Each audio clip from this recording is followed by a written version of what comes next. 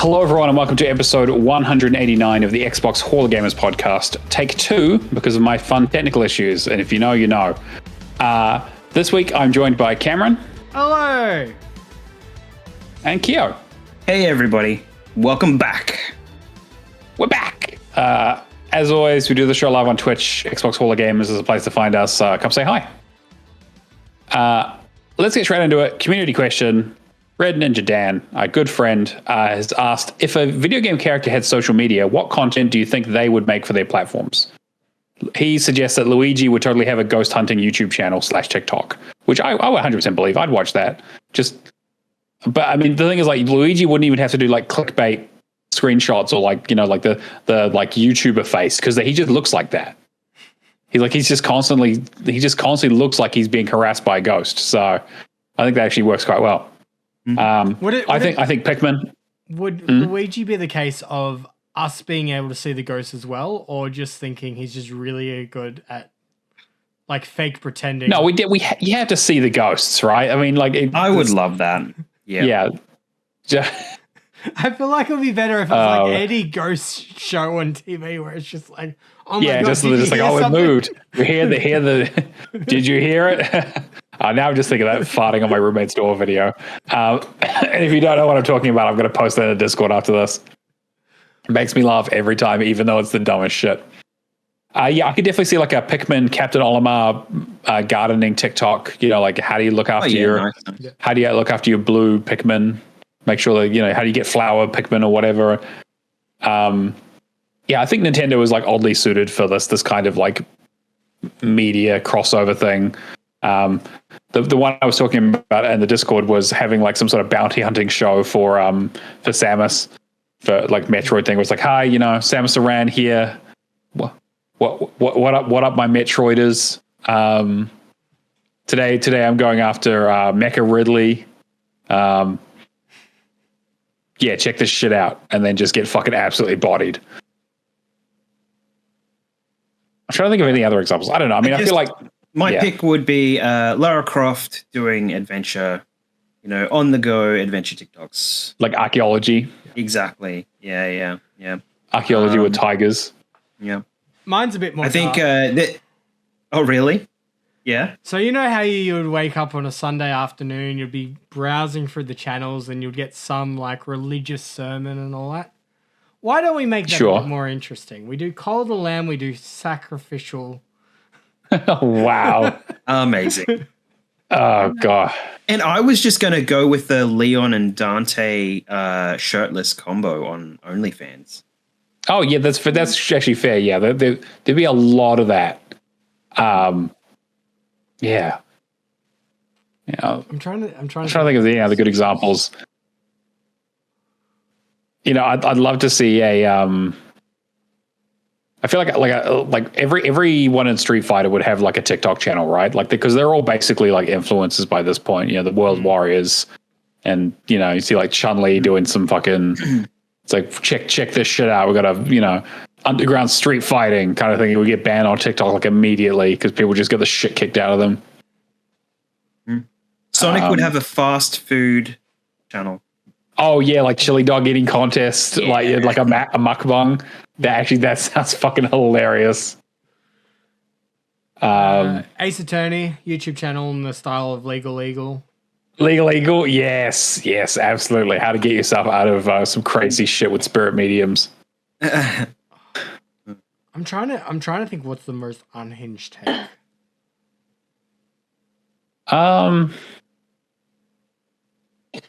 I mean, like Duke Nukem would obviously have some sort of manosphere podcast where he's trying to sell dick pills or something, and just like getting cancelled and try to hide his bald spot or something. Like he would do like a full like Alex Jones thing, I'm sure.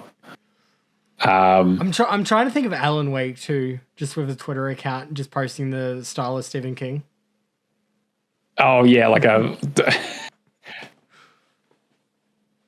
Like a short stories video blog. Yeah, exactly. Yeah, exactly. Like short story, but it's like an ARG, so things get weirder and weirder and weirder each. Like it starts normal and then just gets more and more fucked up until it turns into like Hold Me, I'm Scared or something along those lines, where it just gets super surreal and weird. I'd watch the fuck out of that. Horizon Zero Dawn will have a makeup channel because everyone thinks their face is fucked up in the second game. Yeah. High fans, guys, apparently. I'm extending it to other media as well, just because I did Cold Lamb before. But Alex Mercer doing like a botched level of, the medical mysteries kind of. Oh, yeah. The 101 Ways to Die. Yeah. Oh, man. Jeez, Alex Mercer is one I haven't thought about for a while. I'm still waiting for that prototype remake that they apparently are doing. That would be good. I mean, I was looking through my backlog. Like, prototype is right at the top of my backlog because it's in the brackets. So alphabetically, it shows up first. Yeah. Right. Yeah.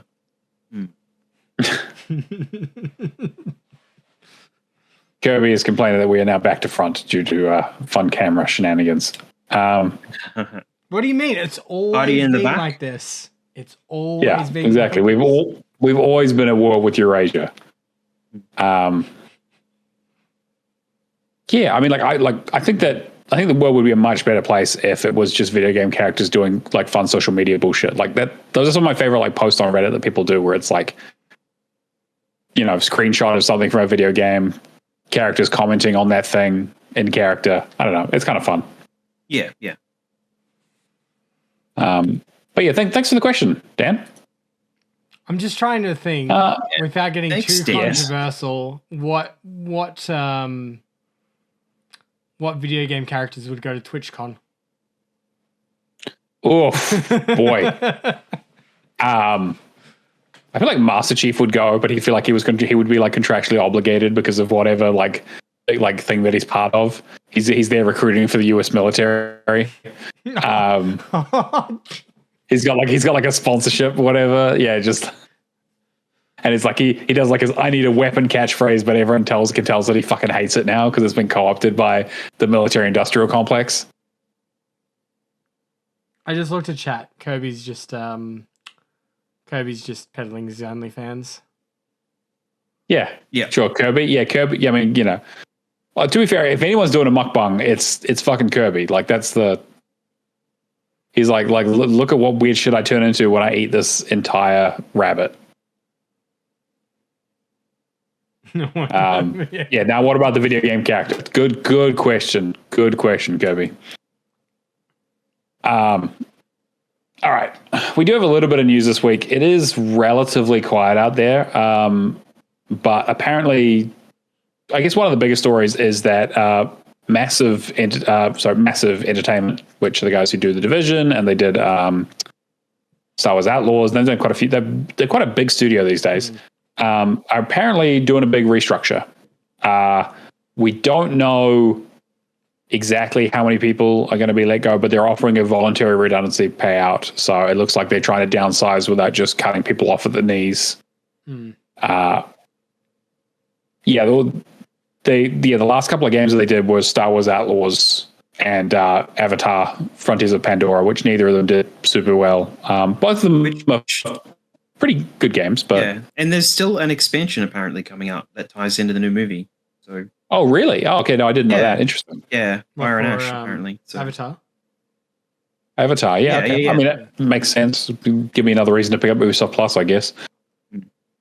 But they basically said that they remain fully committed to their existing roadmap. So, which is the more stuff for the Division 2, that new Division 2 Survivors thing. That's, I guess, the kind of their version of what they did in the first game. And then Division Resurgence, which I can't even remember. Oh, it's the mobile one. Yeah, I completely forgot about that. Yeah. And then Division 3, which I don't know. I don't expect Division 3 to be like anytime soon, right? Like we've heard basically nothing about that since Heartland got cancelled. Yeah. They're pretty good about their video blogs and stuff like that, though. So when we know, they will live stream on Twitch, and we will know. A lot. So. I don't know. Yeah, the news comes after basically this whole thing change at Ubisoft, where they've got this Vantage Studios, which has all their big franchises with Tencent now, with Assassin's Creed, Far Cry, and Rainbow Six. So I guess it sort of depends of what happens with the Division. I guess maybe they haven't decided if it's a big enough property or makes enough money for it to. I mean, like, yeah, it's been successful, but I don't think it's done like. Yeah, it's not doing like Assassin's Creed numbers, which what does these days, but yeah, but apparently there's also good. There's also Ubisoft has also got restructuring happening at Red Links for the guys who do Trials, and they said about 60 people could be affected by that as well. And there's just been a lot of layoff news recently. They laid off 277 developers back in December last year.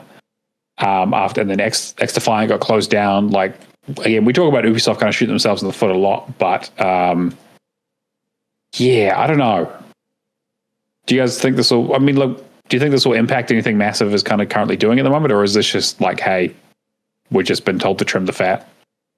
Personally, like they've had skeleton stuff before with the Division stuff. That's right. Went and did their thing with the other games and came back pretty strong. So they're a solid foundation for like the Snowdrop engine. Like they've got a lot behind them. I reckon they've still got some gutso in them. So yeah, I think it's fine. It could just be like, I mean, they're not exactly moving them on to do other things though, right? But now they're running out of things to do. They needed people to do those games and somehow work on the Division, and now they probably have too many people. So it is a bit of an interesting one, right? Like Division 2 came out 2019. So like 6 years ago, and you're right, like it was very quiet for a long time.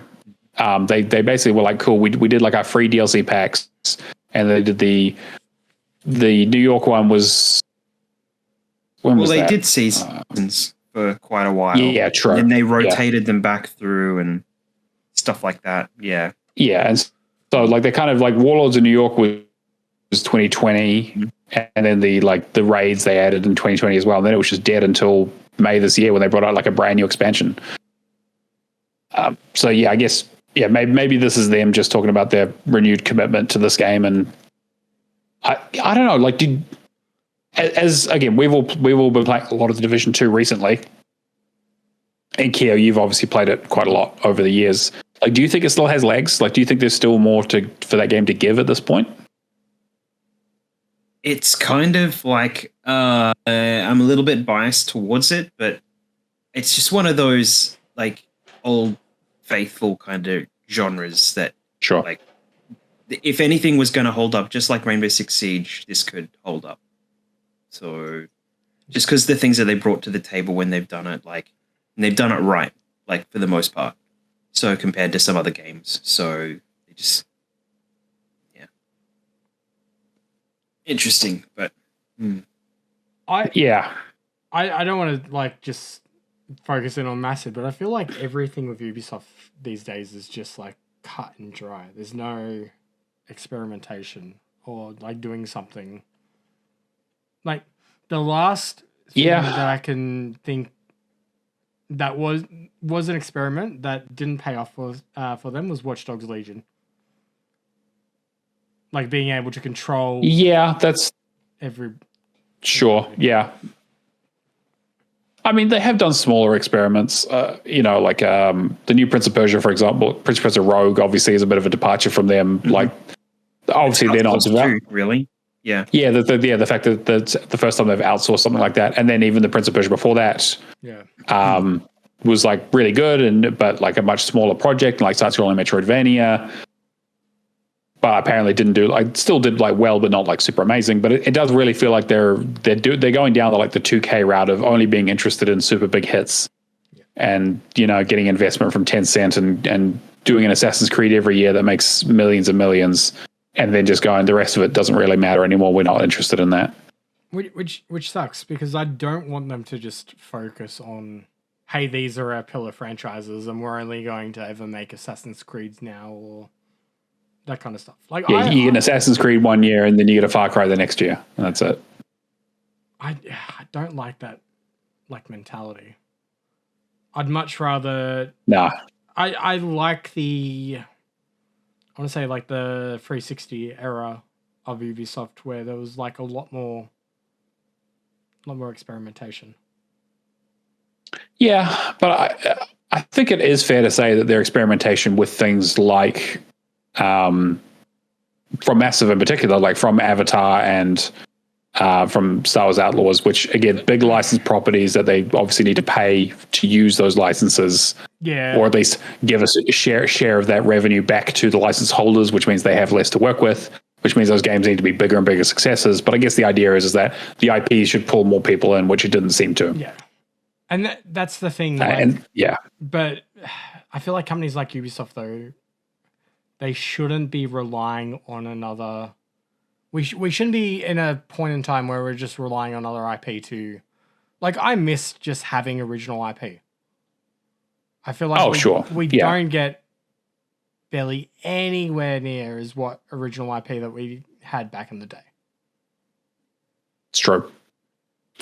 But I mean, it's been that way for a long time, though, to be fair. Like the last few generations have just been the big IP, the new IP has come from indies and that sort of stuff, and that's sort of more in the AA space, whereas AAA is just playing it safe, and it just seems to be eating itself because development costs are too high, and the games aren't selling enough because they have to be huge blockbusters, and then even the fact that a Star Wars game didn't sell is crazy. Yeah. Like, I mean, I enjoyed when I went and played through it. Obviously, it's been patched to hell, and they've done a lot of work to it, but I enjoyed the game quite a bit.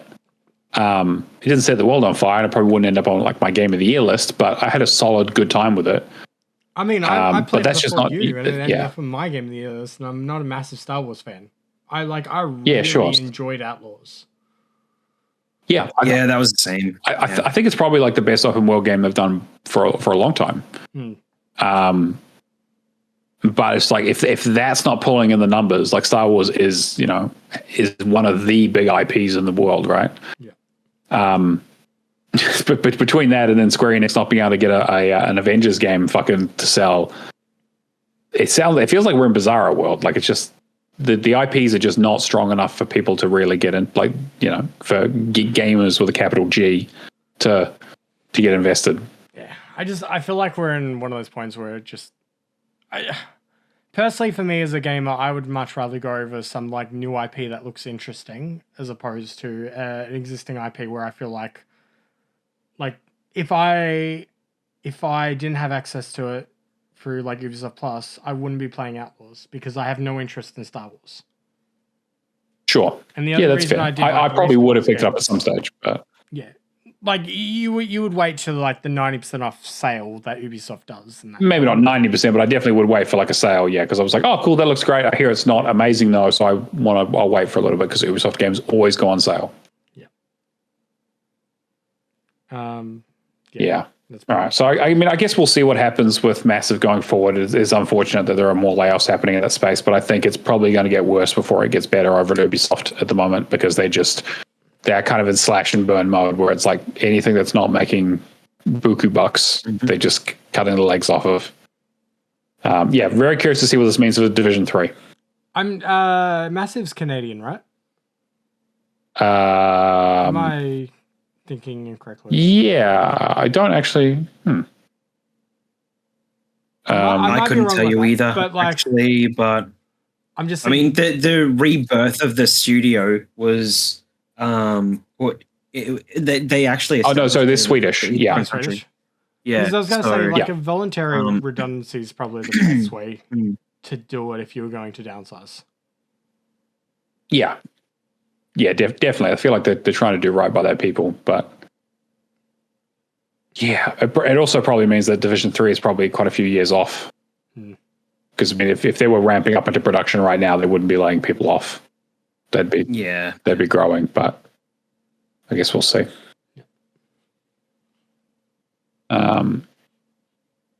Next story, newsman. Right. So Kirby just chucked this in the chat, but apparently, and this is just very, very recent, like today, PUBG devs, so Krafton, have announced that they're fully transforming into an AI-first company. Which basically has all the buzzwords of we want to ride this wave until we're out of business because this is crazy. Krafton's publisher, right? They're not the developers of PUBG. Well, I believe they own PUBG. Yeah, they bought them. Yeah, because they own PUBG, Callisto Protocol, and Subnautica's devs. Like they have that ownership of those. They also publish them as well. But yeah, so starting today, Crafton will automate work centered on agentic AI to fully implement an AI-centered management system. We will leap forward as a company that promotes the growth of members and expands the organization's areas of challenge through AI. So they're going to be investing about 70 million USD to build a GPU cluster for AI research and automation. And they basically aim by the end of 2026 to have the whole platform and data integration set up with a unified infrastructure of AI-driven workflows, which sounds, again, like a bunch of buzzword bullshit.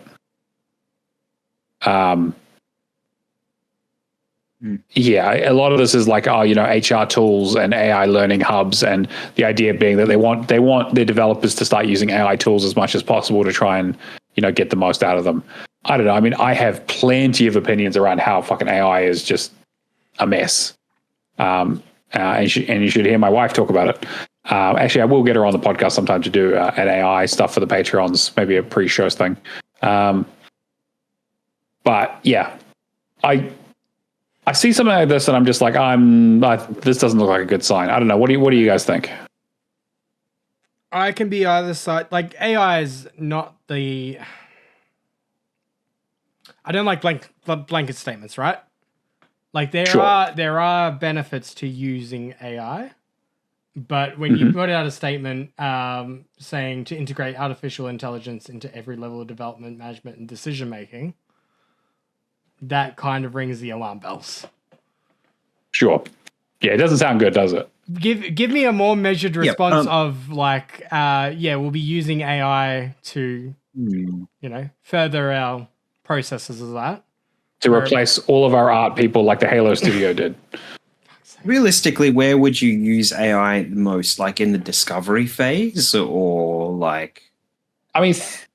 Theoretically, it's the coding, right? Like it's the actual development piece where they do your vibe coding piece where you describe to an LLM what you want, and it builds the game for you. Essentially, is the dream. There's different levels to it, right? Like testing and I mean, there's the coding sense. There's the I use AI just to basically reorganize my thoughts when it comes to social posts.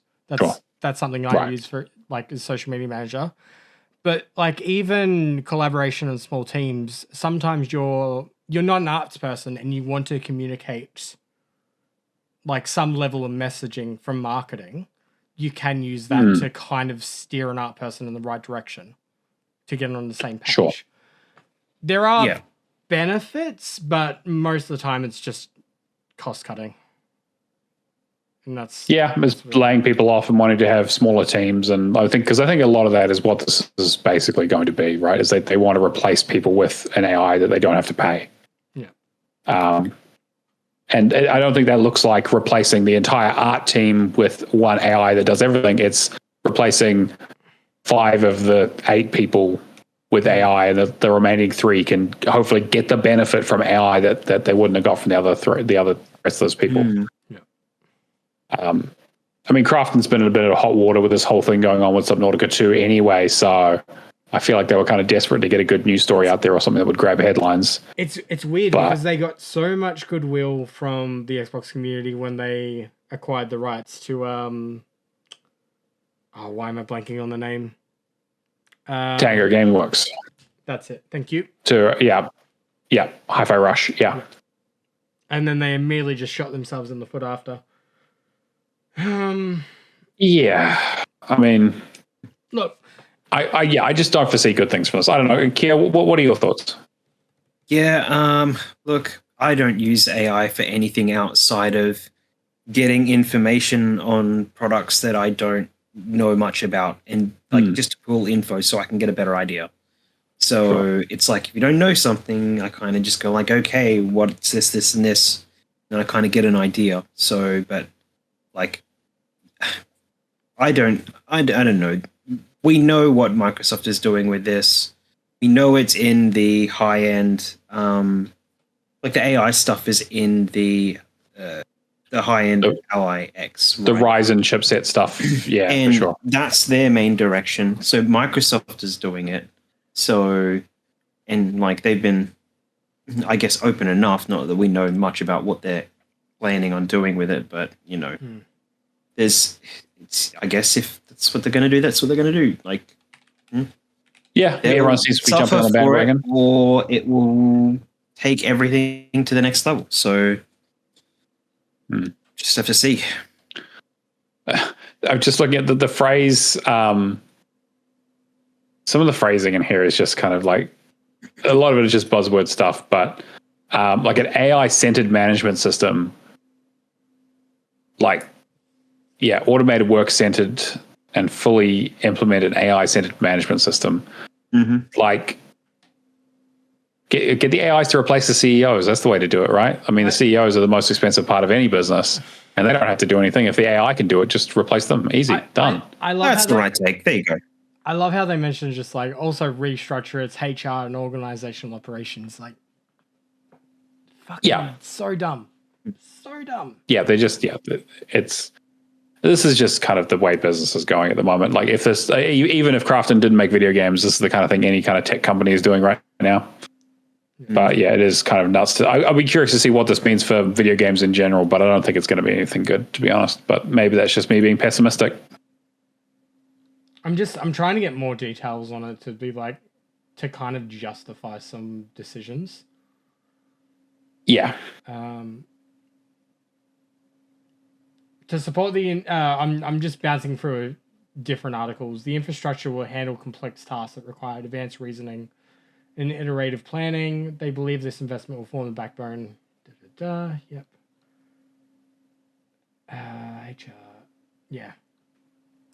I don't know. There's just, I don't think there are uses. There are uses that I can be like, all right, but I feel like they haven't given enough clarity.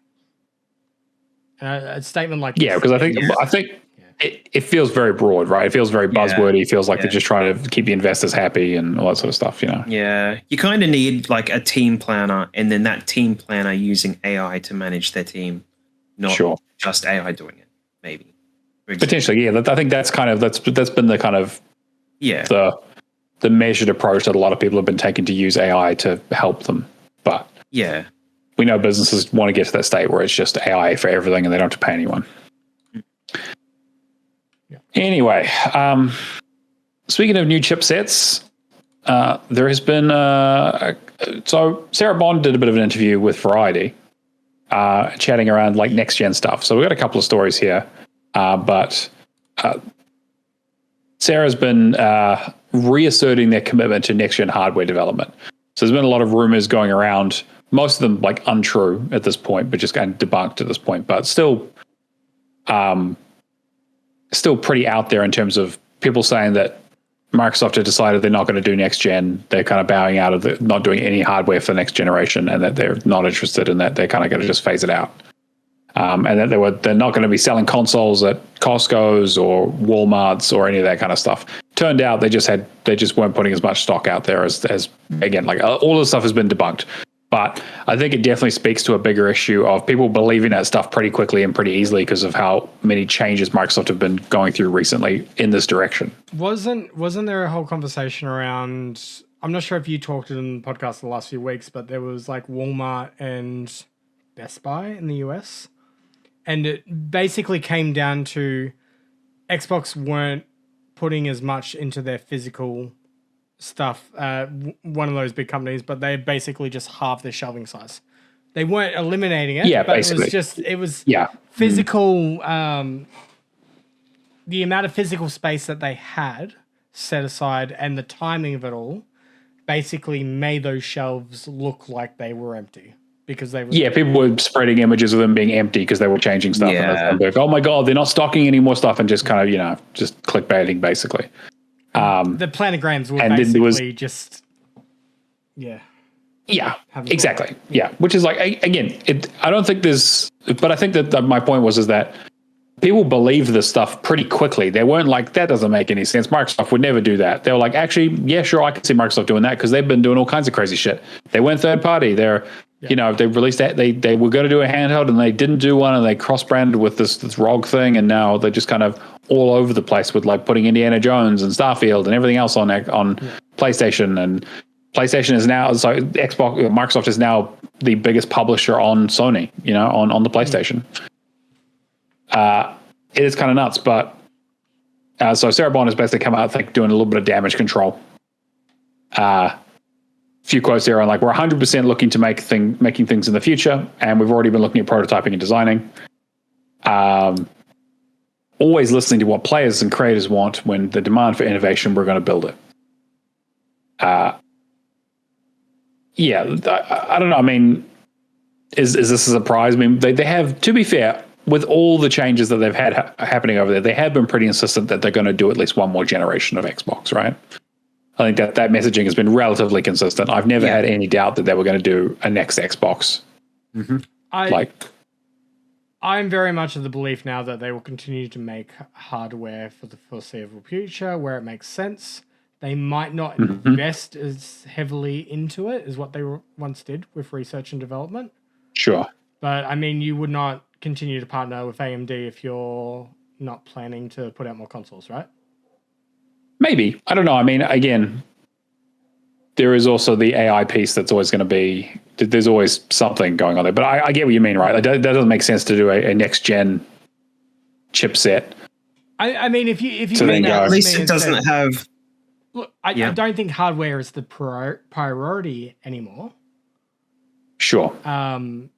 Just with... But it's still going to be part of their business. It's still going to be part of the business, yeah. It's just not going to be the main focus. Yep. Yeah, at least it doesn't have a Snapdragon chipset. So. Yeah. I mean, that's true. Yeah, there's also Well, so far, exactly. We don't actually know anything yet because, again, they're still talking about prototyping here, which leads me to think that we might be further away from the next generation for the Xbox than maybe PlayStation is. Because I mean, PlayStation, the rumors around PlayStation has been like 2027, maybe. I don't know. The interesting thing with Asus and the ROG Ally now too is like, if they don't have to make hardware too, I very much, if Xbox gets out of the hardware game, it might just be more of a convenience of let's let somebody else deal with the cost. Sure, yeah, and they just kind of whiteware it and just put like a they put their logo on a few, but they still have a console to publish games to. Yeah, I suppose that's fair. I just wonder what a console like that would even look like if you don't have the kind of support that... I mean, for all the series' problems, obviously, it is its own SKU. It's still very much supported in its own ecosystem. You know, one of the biggest complaints around the ROG is that it's running PC games. Like, it doesn't run Xbox SKUs for games. But will that So matter? it's still very much its own thing. Will that matter, though, if the plan for the future is to make these games PC and play anywhere? They're going to be playing any game that goes onto Xbox now is going to be Xbox/PC. It's not going to be just Xbox. Yeah, that's the reality. Well, we've already seen that Lara Croft Guardian of Light just come out of nowhere, and that was Xbox 360 only. Well, the development tools for it now are all basically so they don't have to worry about it not being Xbox Play Anywhere. So with that, any hardware, and if this is an Xbox strategy, the only place I don't see Xbox games ending up is basically PlayStation and Nintendo because they won't get their cut. Sorry, PlayStation and Nintendo won't get their cut. Any other console/device manufacturer, they're going to end up on anyway. Yeah, I mean, I think we already talked about the Lenovo one, kind of getting the new Xbox OS or the Microsoft OS thing going on in the near future. They do also touch on the ROG Ally a little bit as to what's happening in that space. And one of the quote here is, what we saw there was an opportunity to innovate in a new way to bring gamers another choice in addition to our next-gen hardware, which, again, I guess, sure. They want to really begin to transform the experience and take it to the next level in a way that we could partner much quicker and do it in a much more innovative way than if we could individually with what we're each doing, which I guess does make some level of sense, right? We did hear those rumors that they were working on their own proprietary handheld that they kind of either scrapped or put on the back burner to do these more kind of like collaborative deals with the hardware manufacturers. The thing is, if the ROG if the Ally X does not sell, or whatever you want to call it, if it doesn't sell, they're not going to invest into that market. Because if they invested, they would have to subsidize the cost of their console, and they probably wouldn't make it back digitally either. True. But to be fair, apparently, again, take this big grain of salt. Bond says that the demand was overwhelming. We sold out on the Xbox store. We sold really quickly at a number of other places around the world. I'm feeling really good about the value that we're giving gamers for the price based on the reception to the hardware. And to be fair, from a strictly hardware point of view, I think most people are pretty happy with the device. Yeah. It really is just the cost. I think the cost is the biggest one. It's just too expensive for this market. And like, yeah, I'm sure they sold out really quickly. Like, diehards are going to buy them from the Xbox store, but like, how many of them did they make? Yeah. That's the real number I want to know. Is like what was the capacity? How many do you need to sell out? Because I don't know. I feel like they're probably sitting on most shelves, not kind of getting any view.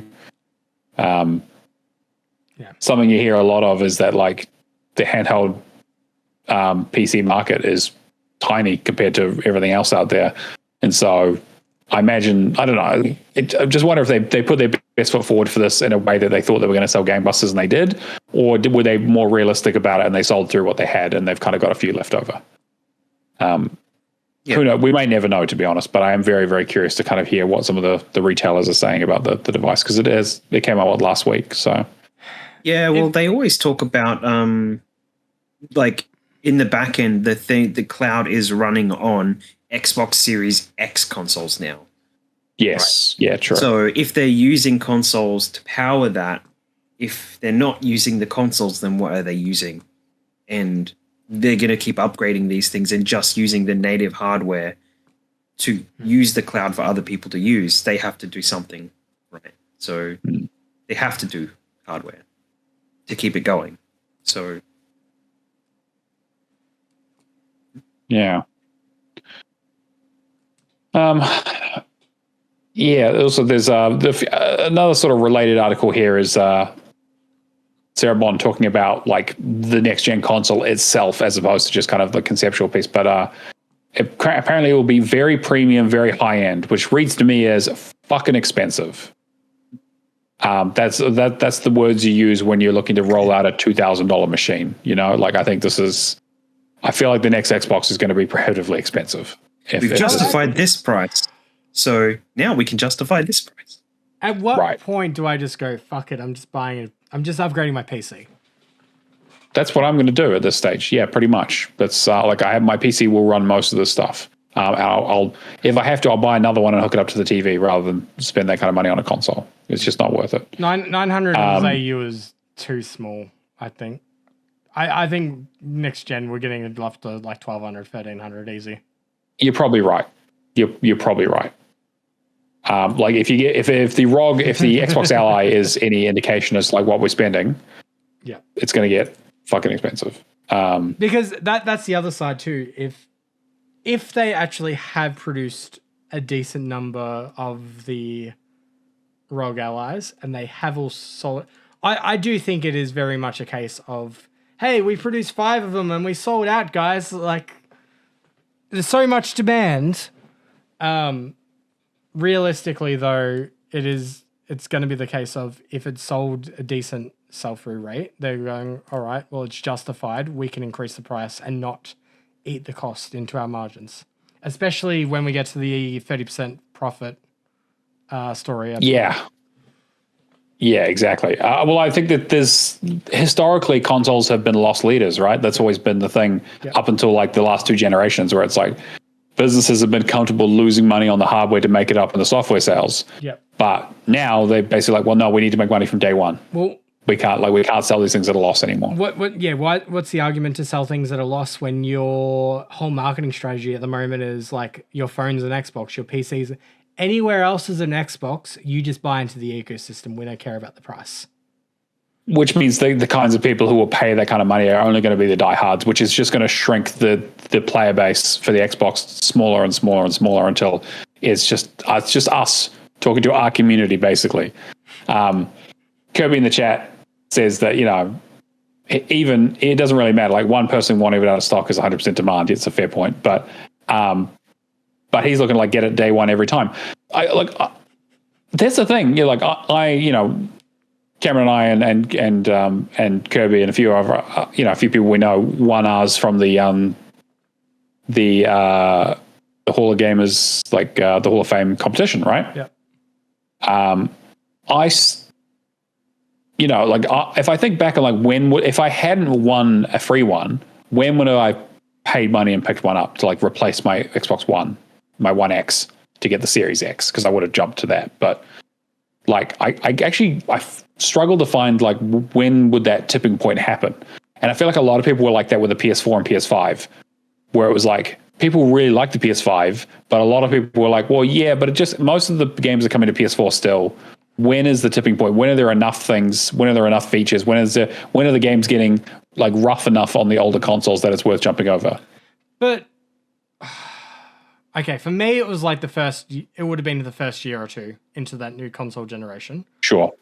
I will. Yep. But I'm very much in the mindset of all right, as long as the bugs and all that have fixed it, realistically, the main upgrades of this generation were the speed and all that.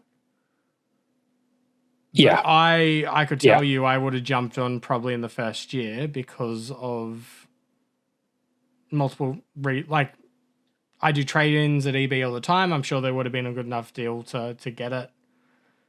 I find that the harder thing this next generation forward would probably not having the access to a physical store to get it day one.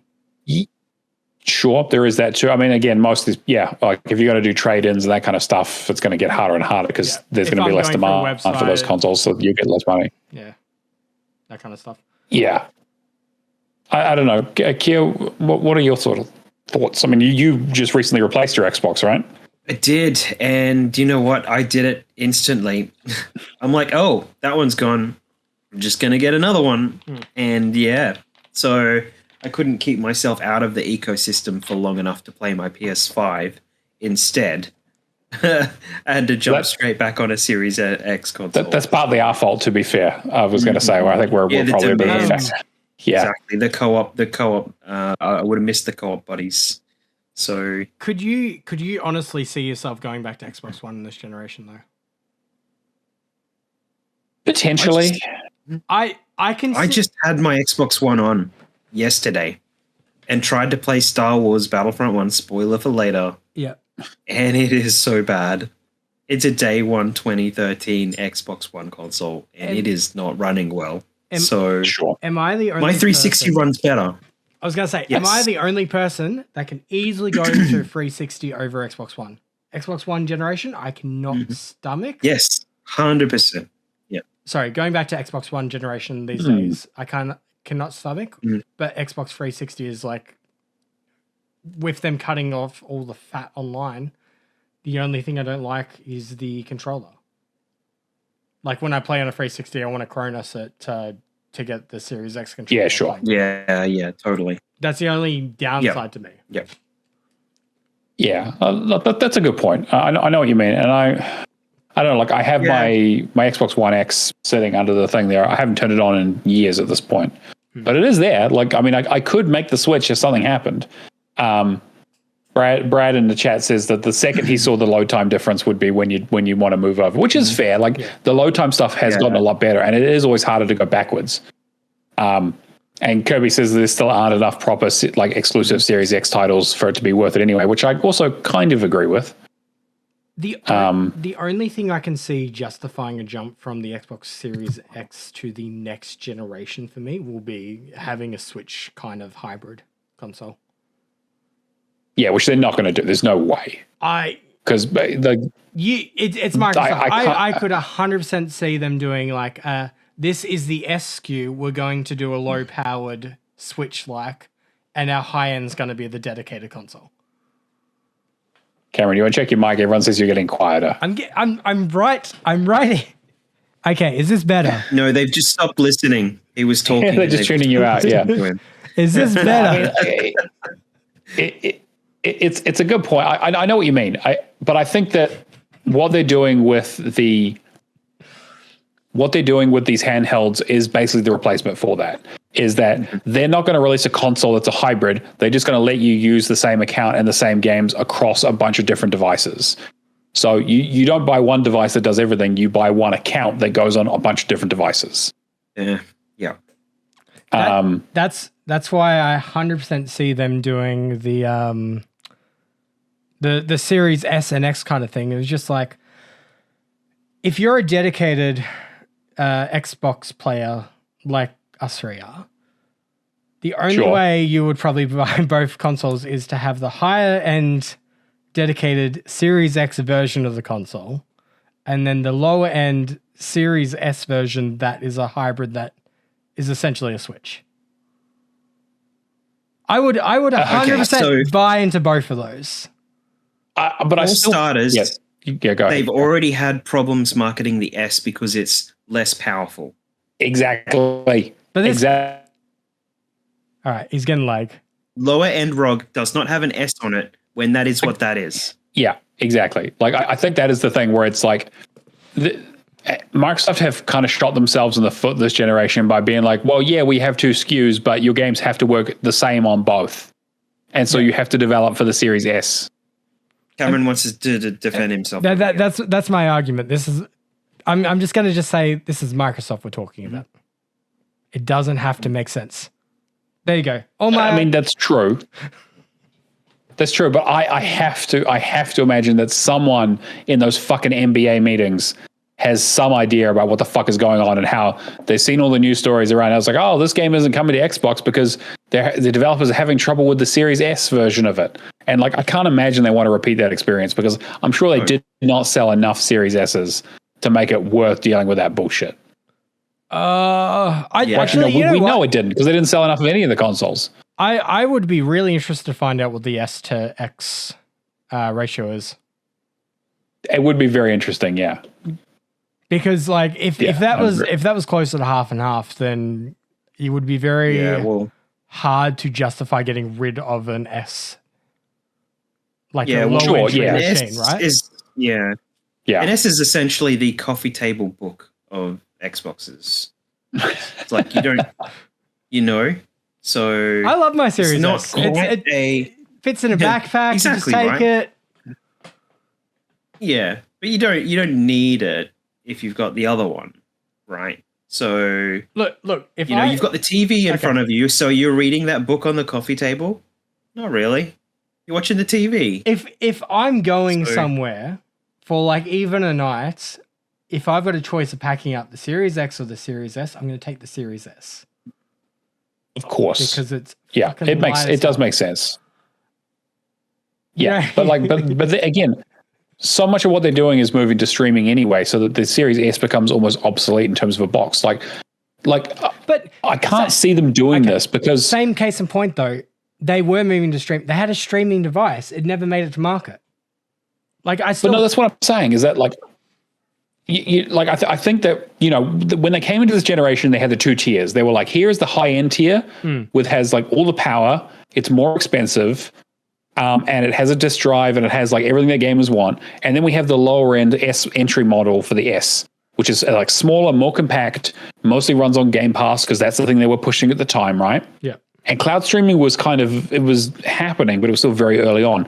Now, if Microsoft were to do that today, it would be, here's something you plug into your TV that does just streaming, and here's your high-end Xbox. And I feel like that's what the next generation is going to be. Mm-hmm. This is what all of this, like, this is an Xbox thing is leading towards, is that if they're doing a console, it's going to be a single console. It's going to be a powerful machine. It's going to be very expensive because everyone else is moving on to like a streaming app on your TV or like a Roku equivalent plug-in thing or like streaming on your PC or a PC just in general.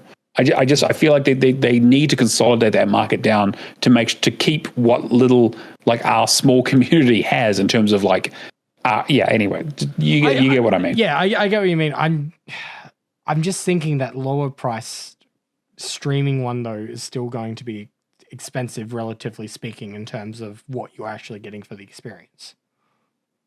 I mean, what would it need to be? You'd be like $50. You'd basically get a Chromecast and a controller. Yeah, but you think if it was $50 and you're getting the Chromecast and the controller, they still got to do the hardware.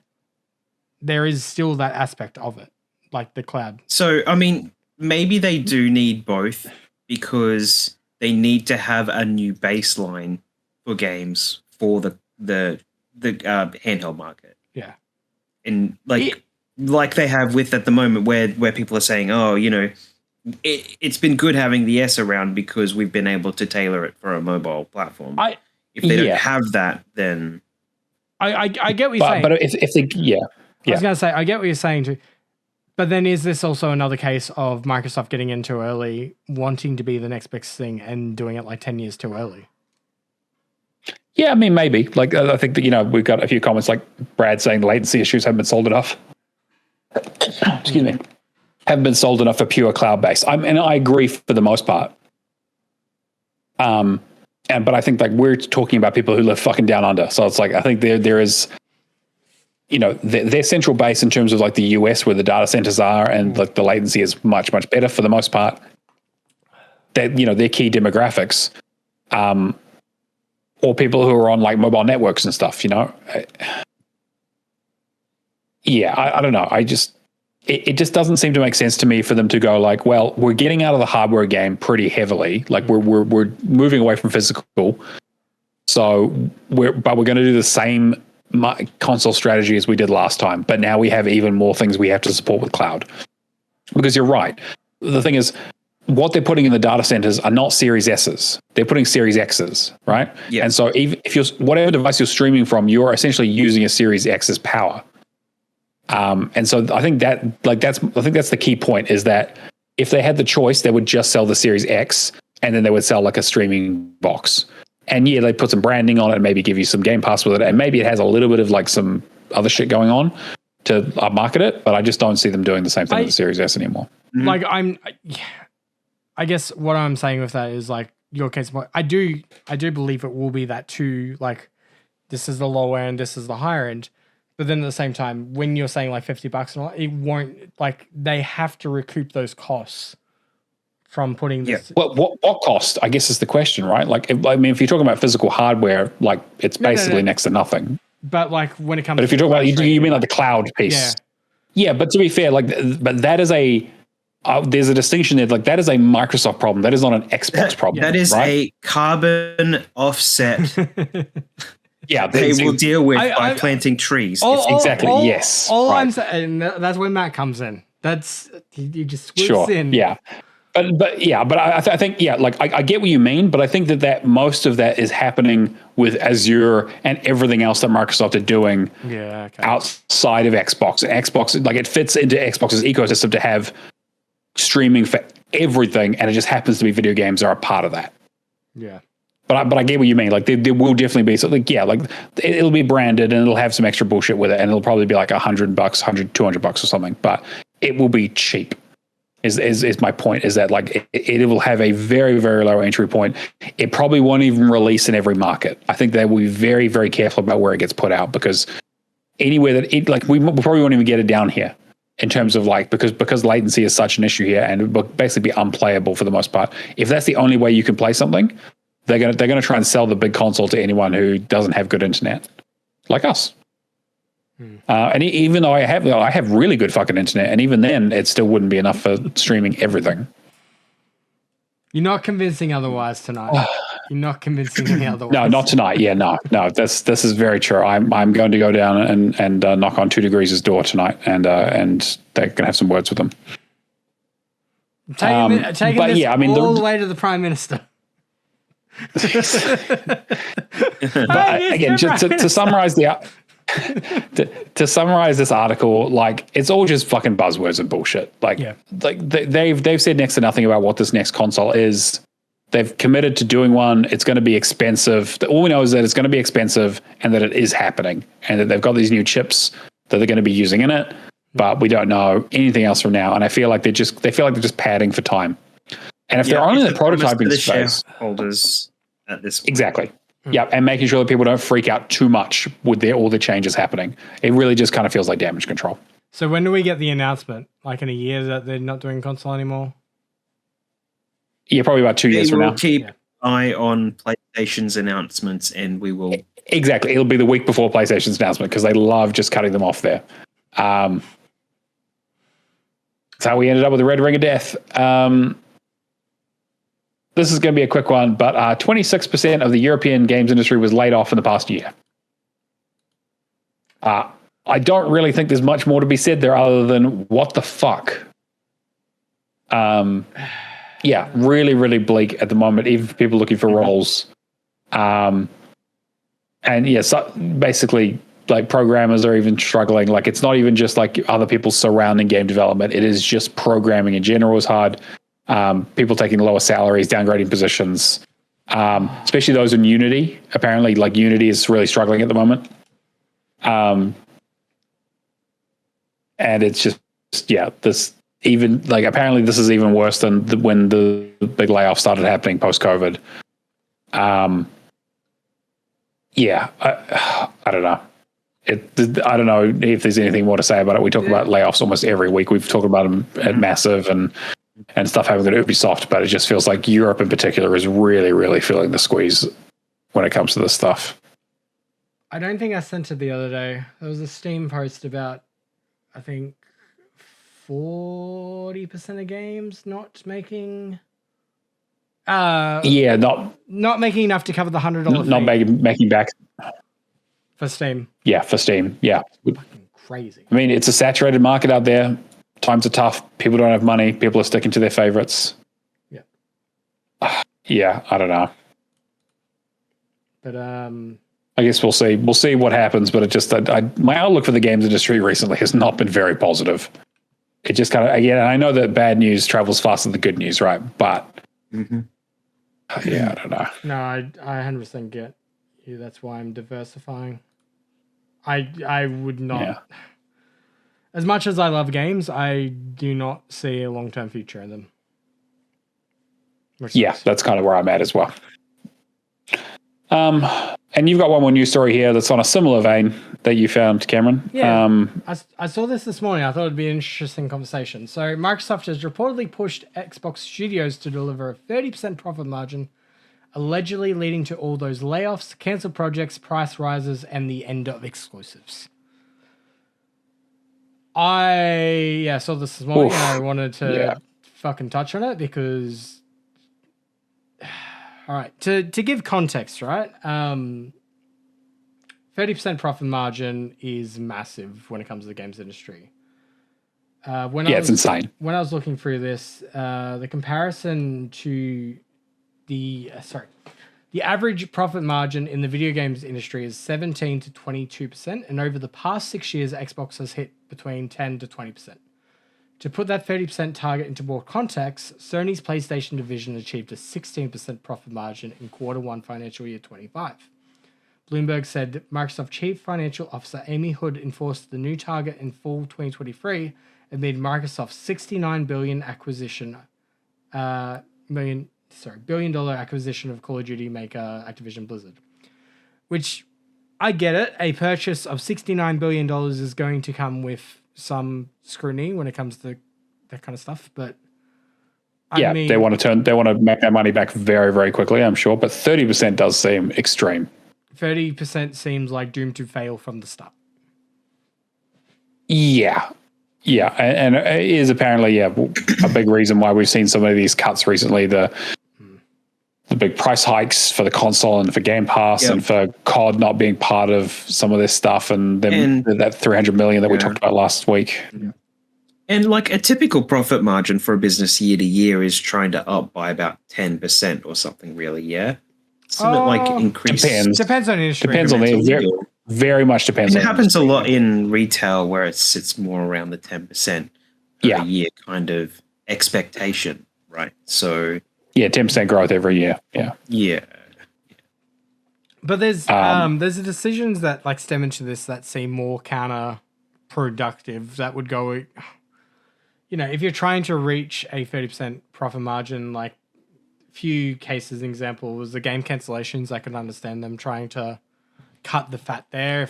If a game hasn't, you know, hit a production stage by, it's been in development for 10 years. Yeah. Yeah, exactly. But then when you have situations like Game Pass having a 50% price increase, and then like the more I think about it is like the fact that they bumped premium up to 50% more, just a really quick band-aid way to get, hey, we're going to get those day ones into a separate tier, make them much more expensive. Yeah, you mean Ultimate? Yeah, Ultimate. Sorry, yeah. Yeah. No, probably. I mean, I don't think it's a coincidence that this happened right before COD comes out, right? Like, I think this, like, very, like they've got COD, they've got a bunch of new big releases coming out, like this year, towards the end of this year. Like, I don't think it's a surprise that they bumped up the price for premium, or sorry, for Ultimate right now to go, cool. Like we don't want to lose those COD sales anymore. We need to make this money back right now. So those people who aren't willing to pay it are going to buy the game full price. And then there's this whole thing with like them going for like $80 games, and there was talk about like Outer Worlds 2 being $80, and then they have to retract it to go back down to $70. I don't. Like I think you're right about like it does feel like set up to fail for sure. That would have landed so much better if they had made COD that $80 game. In all honesty, like you can't justify it with Outer Worlds 2. As much as it probably is deserving of that price tag. They should have just started with COD. Yeah, it's a bit niche. A little bit, yeah. Like you said, it does really feel like they've been set up to fail. But again, a lot of this talk has been also around like Microsoft's push into AI and how they need to basically fund all of that, and so suddenly the big expensive stuff happening in the game sphere that isn't making enough revenue compared to what they're making in the AI space, or what they're projected to make in the AI space. I want to be very clear about that. That's where the cuts happen, where they go, well, we need to build a shitload of more data centers. We need a lot more cash. We only made 300 trillion in profit or whatever the fuck, you know, like, I don't know. I still think it's absolutely insane that they're doing this in terms of like the fact that Microsoft is,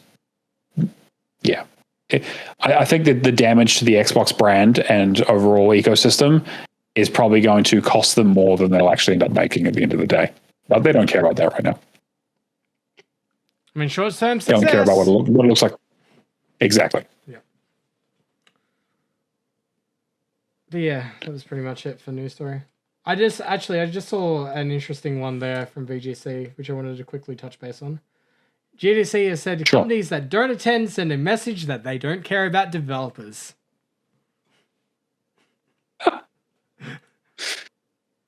I mean, that's all I want to leave you with. This is the state of the games industry at the moment. Fuck. Yeah, I totally agree. Hang on, my mic's being stupid. You're doing robot voice. All right. While you're fixing that, I'm going to go into Game Pass updates. Because there's a few. Yeah, go for it.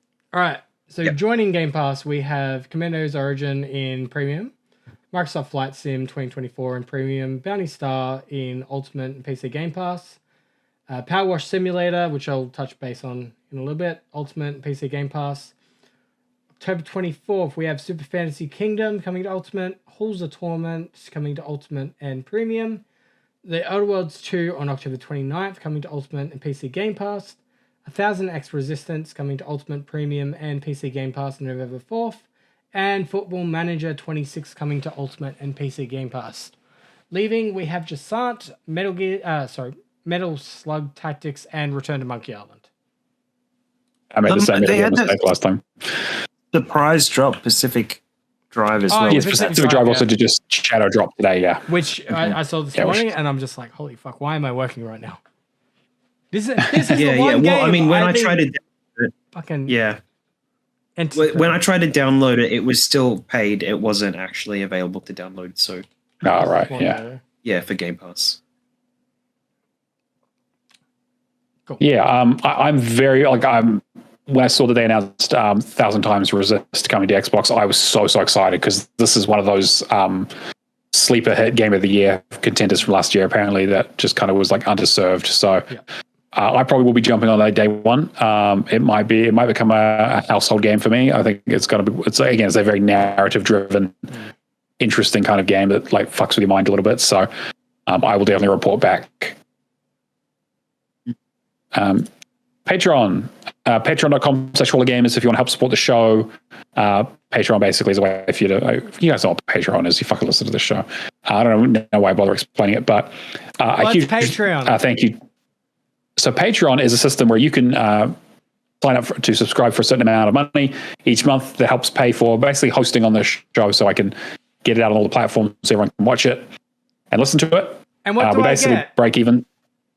So if you sign up at any tier, you get access to all of our back catalog of Lights, Camera, and Action episodes where we talk about video game movies, as well as all of our behind the scenes before and after show stuff that we do.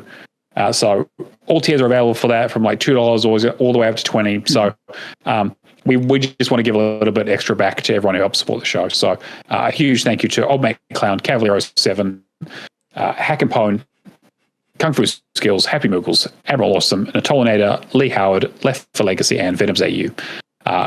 Like I said, we basically break even, so we literally couldn't really afford to do the show without you guys, so thank you all so much.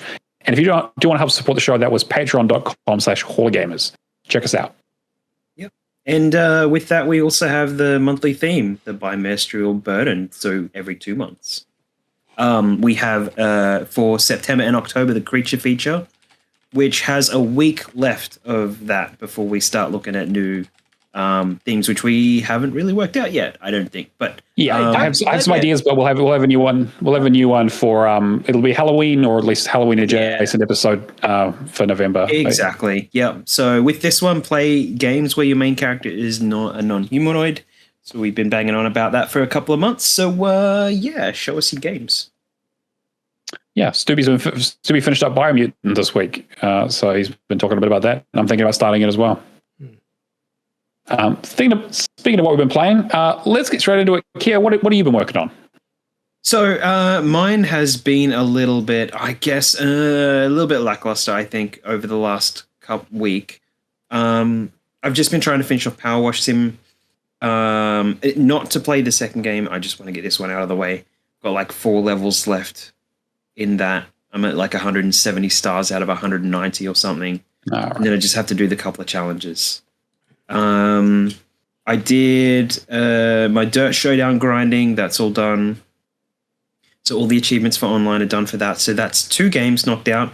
The games Windows Live, Dirt 3, and Dirt Showdown. I started Grid 2. There's a bit of stuff going on with that. Just kind of like working out how I need to level and stuff quick enough. I don't think I'll get to Grid Autosport, but I have it. We'll see if I go down that road or not. Other than that, Star Wars Battlefront is the main thing. I think that I guess I've been how do I put this? Ditching the group to play another game. Thank you, Cameron. That's exactly how I would put it. I've basically abandoned the crew in the middle of starting 2 new games, Alien Fireteam and Wild Hearts, to take an opportunity to do the 12-player and 20-player achievements in Star Wars Battlefront, by which there was a session going on right now for the 20 and you're not that I've already had an invite for, and I'm like, I'm kind of doing something here, guys. I better finish so quick then. Exactly. So yeah, but I didn't actually join that session. I'm just like, look, I might not be able to come, but they'll be on for a few more hours, so I'll probably be getting straight into that after this. Yeah. But yeah, that's pretty straightforward. It's just a bunch of multiplayer bullshit, really. So there has been a bit of a scare around Star Wars Battlefront because people have started picking it back up again because it went down for a week or 2. It's and like nobody really knew why. Yeah, it was. And it was like 2 weeks after going down, someone was like, hey, Star Wars Battlefront's down. And then a week later, it came back up. And now there's a few people rushing to kind of get it done, which is why we're getting such a large group, I think. But we also haven't unlocked any achievements in it for the last 36 hours. The night before, there was a couple that weren't unlocking. And last night, nothing unlocked for anybody either. So whether or not I load up the game and it works today and I get my droid achievement or not, I don't know. We'll see. But it's like you're meeting conditions. It's everything. Like the window. It's like Xbox cloud-based game issues. So there was a lot of games. There were games before like 2018 or something that weren't cloud-based, and they had that weird window from like 2018 to 2023 or something where they were trying a bunch of cloud shit, and then so the newer games are unlocking achievements. Some old games are unlocking achievements, but there's that hazy window in the middle where they were fucking around with cloud-based achievements, and there's just trouble with games. Yeah. So there's a lot of reports of different games, even though like I didn't have any trouble with Power Wash. Matt didn't have any trouble with some of the stuff he's been playing, but that's it really. So we'll just have to see with that how it goes. So, but that's me. That's basically it really. So, I can just rattle through what I've played. I have not played much new stuff, but I did do a bit of a cull. So I finished a bunch of games. So I finished Odyssey this week, Assassin's Creed Odyssey. So I got the last DLC finally done for that. I got the title update done for Assassin's Creed Shadows, which involves playing through the whole fucking game again. And I finally finished Octopath Traveler 2. So those are 3 big project games that I've just kind of wiped off my list. And it definitely made me sit there for a little bit and think like, well, what am I going to work on next? I know next thing I'm working on is Dragon Age because I promised Alison that we'd get through Veilguard. But like games I can play by myself because she has to be there for that. So like next big project games, I was going through my list and just being like, how many of this backlog do I still want to play? For those who don't know, I have, and so Brad says Silk Song, I'll think about it. I still need to play Hollow Knight first if I do that. But I was sitting there and going, how many of these games in my unstarted backlog, which is about, I think I talked about a few weeks ago, like 150 games or something. How many of those am I actually ever going to play? And why do I own them? And some of them were like, oh, I got them with games with gold or whatever. And so it's like, fine, they're on my list. And like, I'll maybe play them, but I don't feel bad about not playing them because they were just free.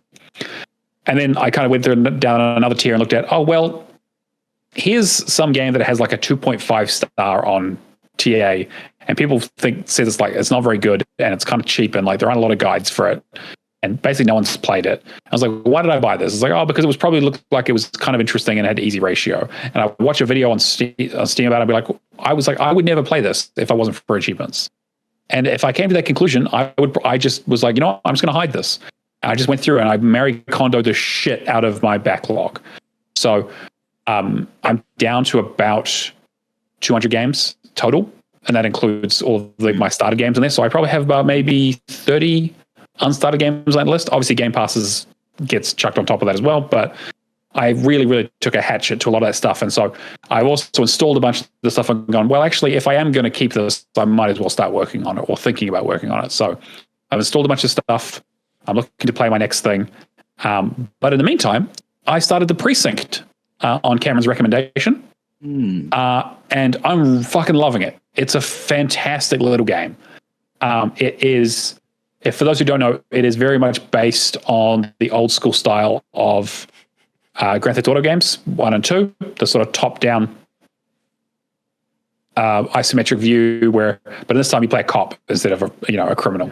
And so the idea is that you work at a precinct after your father, who was chief of police, got killed, and you are kind of a rookie cop going out on the beat and doing kind of just, your regular cop thing, stopping, giving parking tickets and stopping gang fights and stuff, but also getting wrapped up into these big gang things where you need to find evidence to take down big gang leaders, along with like maybe a serial killer and a few other interesting little things going on. It's not a huge game, but it is interesting that they can kind of touch on these little things and kind of sprinkle in like interesting story moments without like overwhelming you with like 100-hour experience of like going around and collecting shit. Because it is technically also an open world game where there's 2 parts to the city. There's like a north and south part. And so there's like 10 races you need to do and 10 time trials and like 30 jumps and 20 plaques to look at and 20 collectible puzzles to solve. And so like it's got a fair amount of collectibles in it, but it's condensed in a way that I feel really feels like nice driving around and just kind of patrolling, and like the moment to moment gameplay is very, very addictive. And the car play is fun. And like, I definitely recommend it. I'm liking it a lot. I know that Cameron enjoyed it. You had a lot of issues with the save stuff. Yeah. I haven't had issues, thankfully, but I was going to say it would be the perfect length simulation kind of game if it wasn't for that save issues originally. Like it would have ended up in my game of the year list if it wasn't for the save issues. Yeah, exactly. So like, luckily I know they've patched a lot of that stuff, and so I didn't play it until I think it's on like 1.9 at the moment. So they made quite a few fixes to it. It's still very, very buggy in terms of like anytime you like call for support for another cop, they'll get trapped on the geometry all the fucking time. But most of the time the game's really, really fun. And like it's a smaller experience that you don't really need a guide for. You can kind of just play through it and just kind of enjoy it. I know it has like a free roam mode at the end to get all the collectibles if you really want to. I think I made some decent progress into it. Again, I don't really know how long the story goes for, but I've done most of the side stuff already, and kind of like I'm getting through the gang leaders. And I hopefully get it done with it this weekend. But it's been a really, really nice palate cleanser after these kind of big slogs that I've kind of like fallen out of love with before I kind of jump into whatever my next big project is. But yeah, that's pretty much. I was going to say perfect PS1, PS2 like era style of game. Yeah, for sure. Yeah, like like a smaller project of something that kind of doesn't really seem to get made these days. So really, really great to be playing that. Definitely recommend it. But that's pretty much me. Yeah, I'm still kind of in the like picking my next kind of games option at the moment. We'll see what's leaving Game Pass next month, I guess. Cameron, what about you? All right, I'm going to quickly breeze through some of mine. So I started and completed Jasant over 2 nights. That is definitely a mountain climbing game. I do not. I do not understand the story and all that, but those accessibility options made it very easy to complete. The only thing I had to do at the very end was basically just grind the stamina up, which I think took like 10 minutes. Game's very right. Game's very pretty, but I probably wouldn't go back to it. Like, I don't know. Yeah, I think it's fine. It's very beautiful. It's the climbing version of a walking sim, right? Basically. Yeah. Essentially. The main. Where do I start with? So, I'll do Bull X Pit. So the main game that I've been playing this week is Bull X Pit, which is essentially Brick Break or Bricker, whatever you want to call it, mixed with a roguelite. And I'm finding it's that perfect, like, switch my brain off, just have some fun with the run kind of game, because I feel like whatever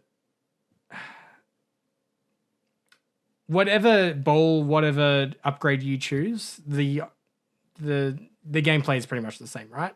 You'll have certain balls that will go through enemies. You'll have certain ones which are like freeze. All those roguelike kind of effects where you're just getting that meta progression over time and then finally completing the run. Just been doing that just to kill some time. The gameplay is addicting, but I do feel like it is going to be one of those games that after 40, 50 runs, everything just blends into being the same. That was kind of the impression I was getting. It looked interesting, but I was like, roguelike elements. And I was like, okay, I feel like this might get old maybe quicker than the game has things to do. But I've already completed like the first level with 4 different characters. And there's an achievement for each of the levels, completing the 10. You can speed it to the 3 times speed, which is still relatively forgiving. I do think it is one of those games that I could, easily just listen to YouTube whilst I'm doing it, which I like those kind of games. Not really much else to say other than the meta progression for it is you putting down buildings and then building them by doing that pinball kind of path. So you'll have to hit that building a certain amount of times to get that building either set down, constructed, or upgraded. So then you've got to, because you can only do one of those per day, you've got to be careful where you put your pathing for that, which I thought was, depending how you look at it, it can be frustrating, but it's just that repetitiveness of it. I'm enjoying it. but I do feel like it's probably going to be one of those things later on that will wear thin. I will quickly mention I've started Power Wash Sim 2 today. I was playing with both Cannon and Island. We did we started at the first level, which is basically just clean a food truck. And doing that, and I picked up a ladder. It's very much Power Wash Sim 1, but shinier, essentially. I'm not noticing any difference other than when I was talking to those two different key bindings on PC. I picked up a ladder. I then proceeded to, for the next 5 to 10 minutes, try and put down the ladder because for whatever reason, it wouldn't let me remove the fucking ladder. So yeah, me going around the map trying to, what's the best way to explain? Basically use a ladder to get off the top of the building and all that. Me jumping on top of the boxes, getting on top of it, still trying to put down a ladder, not being able to wash anything, and then eventually just watching those two do it. I think you've got more of a chance in co-op achievements of this one because I think the complete all career levels are only host only, and there's only 2 of them this time around. So you can do the miscellaneous stuff, but you will have to do those host ones by himself. We were doing crossplay between PC and Xbox. It just released today. There are some technical issues where the second level, you're meant to clean layer at a time, then it's meant to pop up. It wasn't popping up on their screen, but it was on mine when I was hosting. So you might just have to wait a little bit, but it is very much the same kind of power wash game. Just things look shinier, and I think it's more lenient when you're completing a task. Like if there's like a small little smidge in the first one, you have to get it, whereas in this one's like, hey, you've got 99.9%, you're basically fine. What I've found doing power wash at the moment is that sorry, losing my voice. Yeah. Sorry. The base game is actually pretty lenient. The DLC achievements, you had to nitty-gritty just get in there and get everything. Right. Yeah. But it is pretty lenient in the first game at the moment, I think, going down the track. Because it's like you want that, get everything cleaned and then suddenly it disappears and you're like, oh, it's clean. But I wanted to clean that dirty bit, and you can't because you can't finish the job because it's clean now. But yeah, I get it. The DLC was a little bit tougher to do. Yeah. In that first one. I've done I'm onto the 3rd level so far. I like how they've. You think again like Power Wash Sim, there's not really anywhere else that you can take it, so they've kind of made like a hub with like furniture and that you can kind of, hey, you're going out to do these jobs from a central point now, as opposed to swiping between the menus kind of stuff. Corey nearly got Power Wash Sim 1 done, but I think there's 2 achievements that glitched out on him. Which look at his profile up now. Look up his profile again. But so far I'm enjoying it, other than the obvious glitches. Yeah, I have one question. Do you think we're going to get age rated if I name this episode Power Cuck Simulator?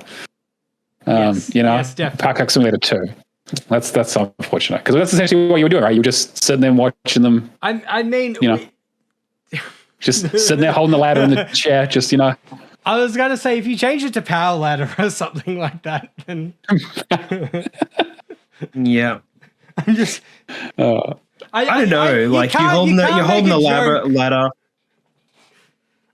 holding the ladder. It's like... Holding the ladder, can't do anything else. You just have to watch everyone else do all the power washing part, and you're like, well... This is just my life, ladder. I guess. Exactly, yeah. Just sitting on the ladder, It's like, why are you on top? Why are you on top of the truck with a ladder? I'm just like, fuck. Why not? Not like it can do anything else. I don't even know what I'd ask. I don't even know what I'd ask Char to make for the thumbnail for that. So probably for the best. God, yeah. I was just shouting the whole time, like, no, I want to be involved. I want to be involved. I want to use my hose. You're not making this better for yourself, mate. Oh God! All right, and then what was the last thing you played? And the last one, for the last few weeks, I have been absolutely addicted to Balatro, so much to the point that, or Balatro, whatever you want to call it.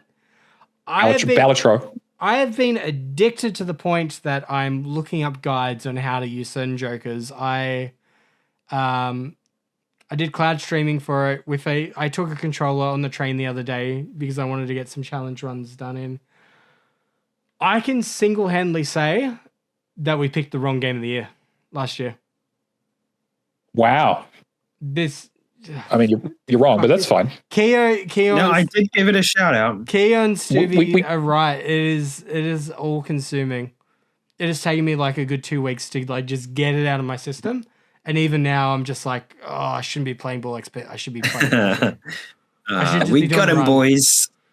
Yeah. This is why I haven't touched it. I know I have an addictive personality, and I would never play anything else. So it is very much a keep myself away from that kind of thing. It is one of those games that is just like I could be playing another game, but I could be playing Balatro. I need a fuck. And just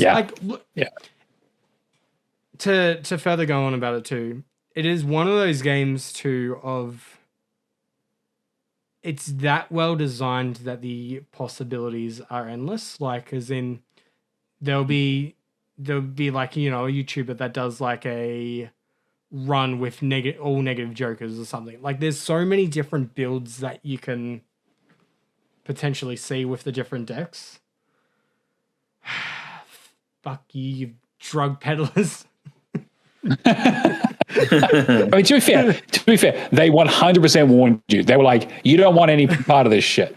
This is like that scene and that fucking God, what's that fucking movie's name? I can't remember, but it's the one where he comes. Anyway, that's fine. I'll post it in the chat. Yeah.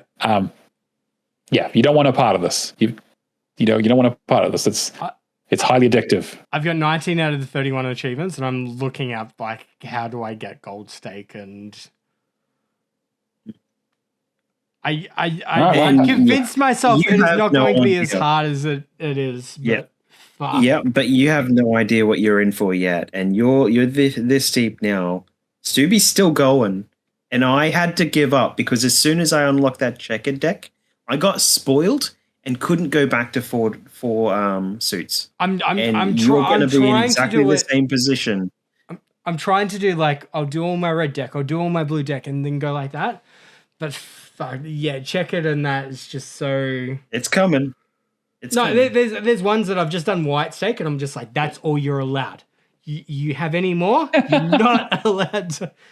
Oh my God! It is the addiction within a fucking addiction, and it is at the point that I moved the Series X from the lounge room to the bedroom to make sure I fit a run in every night before I go to bed. There's a methadone joke in here I'm trying to figure out. It's fun. I'll come up with a title for it. That's something about heroin addiction. And then make that the title of the podcast. Yeah, I think that's what we're going for, yeah. Next thing I'll be saying like Ben Starr, just, it's like Balatro. Flying in the window as the Joker, kind of, in my dreams. All the sleep paralysis demon is Jimbo. Actually, I want to have a good 5-minute conversation now of like, what is the most optimum way to start? Is it I was in the mindset 2-pair. Just always start with 2-pair and then adjust. But now I'm like, nah, flushes. Flushes is the way to go. And it's all these words you said were making sense now. Yeah, sure. Yep. Yeah. Yeah, look, you're probably like there's going to be a flow between different types of decks, and you'll have some good runs with certain sets like pairs, 2 pairs, and then like everyone's got their own method of like what works and what doesn't work. It's been a little while since I've been able to really like some of that stuff is just not in my mind at the moment, but it's just like I swear my most successful runs are the ripped Joker card that is I think it's multis if you play less than 3 cards and just running up leveling up pairs. Yeah. That is a good way to do it, I think. Yeah. So once you get checkered deck and you're only doing the black and the red, you pretty much like you'll be running a lot of flushes and stuff like that. Because but yeah. The deck what's the deck that runs without face cards? There's a deck that runs without face cards, and I use that one quite a bit because I find it's very easy for me to get flushes and that going. Let's load Balatro up and find out. That's a bad idea. Don't load Balatro. Bad idea. Oh no, I've clicked the button. It's loaded, boys. We're moving on. We got the word challenge. Done. Everyone's favorite competition where I come up with a game that's not Balatro or The Witness. And you guys have to guess what it is. You want to Discord? It's not the Looker either. The Thinker? You can go on the Discord. That's a statue. You go on the Discord and go to the Word Challenge channel, and you can get one guess per hour. And every week I give away a clue. So we got a new one from last week where the game is from a British developer. And this new clue, this might give it away a little bit, but I want people to get some more guesses in. This game has slow motion in it. I'm not going to explain any more than that, but the game uses slow motion. Either as an effect, or like it's part of the game, or like it's You say that, and there's only one game that ever comes to mind for me. Yeah, and it probably might be that game, so don't say it. But yeah, so best of luck, everyone. Get in the Discord and get those guesses in. Kira, do you want to go through the leaderboard? Yes. I was distracted by Balatro. Yeah, just okay. That up. In third place, we have Mephisto for the win at 13,820. Second place, not in first place this week, Thrash Forever at 54,075. And the Northern Lass in number one, addicted to Power Wash Sim, apparently, according to their tag, 58,275. Jesus Christ. Good job, guys. That's, it's insane. Completions, Cameron, come on.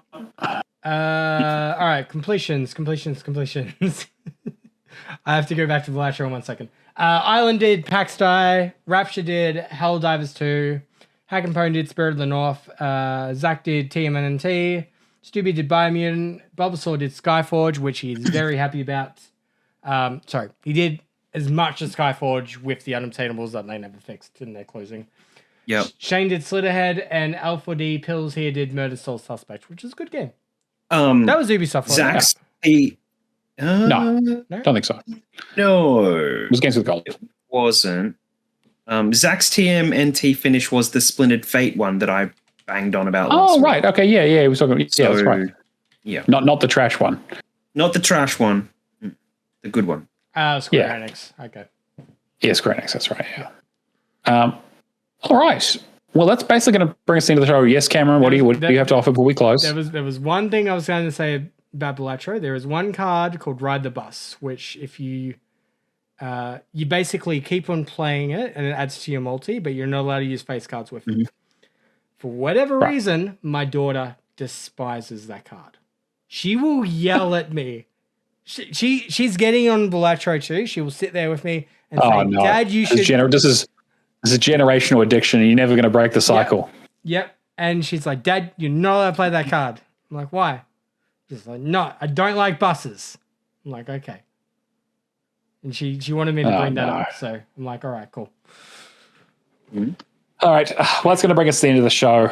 A huge thank you to my wonderful co-hosts, patrons, Char for being our wonderful support person, and you for listening and watching at home. As always, we do the show live on Twitch, Xbox Hall of Games is the place to find us. Excuse me, it is allergy season. If you are a listener of the podcast and you want to check out our beautiful faces, I upload each episode to YouTube. This one will require some editing because some fucking bullshit happened, but check us out there. Char has a wonderful thumbnail. That's probably the best place to get the old VODs after they leave Twitch. I would ask you guys what you're doing, but you guys don't do anything these days. So we'll probably just we're just chilling like a villain. Yep. I got married. I got married, restored a dresser. I'm doing fuck all these days. Yep. And I'm Neomaster, everything True Achievements, Xbox, and Discord. You'll find me on this podcast and basically nowhere else. That's been episode 189. We will catch you guys next week. See you later. Peace out.